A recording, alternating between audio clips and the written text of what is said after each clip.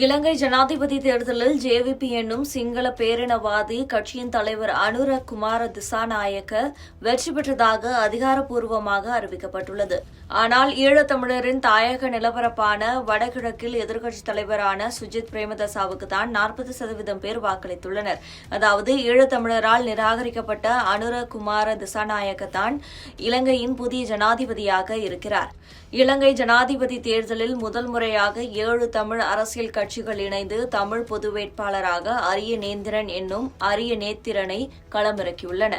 ஆனால் அரியநேந்திரனின் தமிழரசு கட்சியே அவரை கைவிட்டது. தமிழரசு கட்சி எதிர்க்கட்சி தலைவரான சுஜித் பிரேமதாசவை ஆதரித்தது.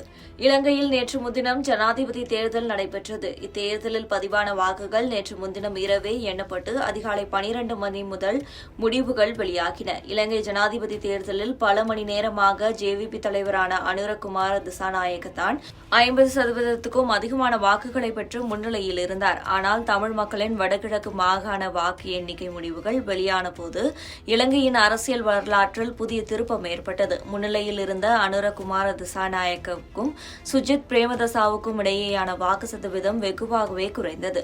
இதனால் அனுரகுமார திசாநாயக்கவால் 50%க்கும் அதிகமான வாக்குகளை பெற முடியாமல் போனது. இதனையடுத்து இலங்கை ஜனாதிபதி தேர்தல் வரலாற்றில் முதல் முறையாக 2வது விருப்பு வாக்கு அடிப்படையில் வாக்கு எண்ணிக்கை நடத்தப்பட்டது. இதன் முடிவில் அனுரகுமார திசாநாயக்க இலங்கையின் புதிய ஜனாதிபதியாக அதிகாரப்பூர்வமாக அறிவிக்கப்பட்டார். இருந்தபோதும் இலங்கை தமிழரின் தாயக நிலப்பரப்பான வடகிழக்கு மாகாணங்களில் அனுரகுமார திசாநாயக்கு சொற்பமான வாக்குகள் தான் கிடைத்தன.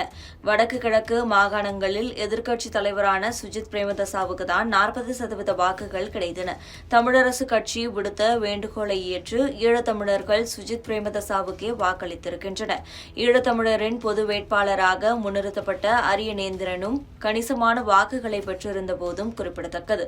ஈழத்தமிழர் வேட்பாளராக அரியநேந்திரன் களமிறக்கப்படாமல் இருந்திருந்தால் தமிழர்கள் வாக்கு சிந்தாமல் சிதறாமல் ஒட்டுமொத்தமாக சுஜித் பிரேமதாசவுக்கு கிடைத்திருக்கும்.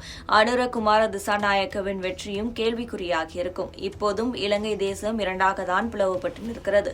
சிங்களர் தரப்பு அனுரகுமார திசாநாயக்கவையும் தமிழர் தரப்பு சுஜித் பிரேமதாசவையும் ஆதரித்துள்ளது.